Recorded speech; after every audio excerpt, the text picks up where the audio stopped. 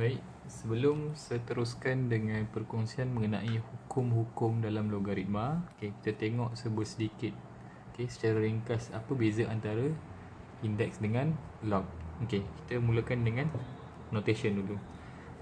Untuk indices, the notation for indices adalah biasanya ditulis dalam bentuk a to the power of n.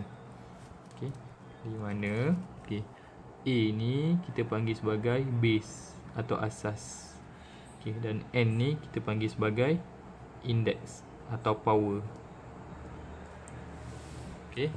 Contohnya 5 to the power of 2, 4 to the power of 1 over 2,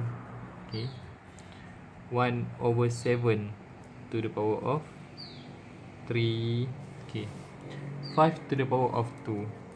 5 ni adalah base, manakala 2 ni adalah power dia lah atau index. 4 to the power of 1 over 2, 4 ni kita panggil sebagai base. 1 over 2 ni adalah index atau power dia. 1 over 7 to the power of 3, 1 over 7 ni kita panggil sebagai base atau asas. Dan dalam index ada 3 hukum yang kebiasaannya kita akan pakai, which is product law, division law dengan power law. Now kita pergi kepada logaritma atau logarithm.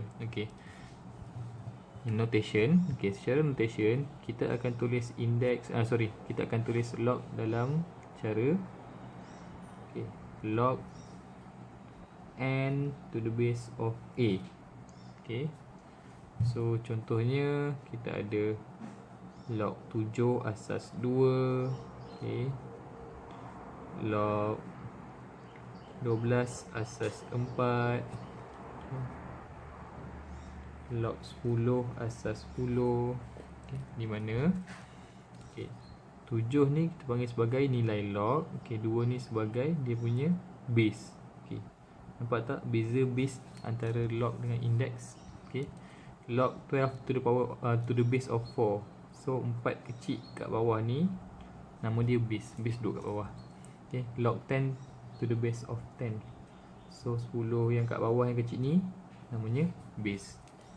So apa kaitan antara log dengan index? Log ni adalah inverse bagi index, atau cara lain nak tulis bagi index. Seperti mana yang kita dah bincang sebelum ni. Kita ambil contoh, satu contoh. So contohnya 2 kuasa 3. So kita tahu yang 2 to the power of 3 ni is written in the form of indices. 2 is the base and 3 adalah dia punya power. So 2 to the power of 3 adalah nilai dia sama dengan 8. Kita tahu 2 3 sama dengan 8. Kena ingat yang 2 to the power of 3 ni adalah ditulis dalam bentuk index, atau index form.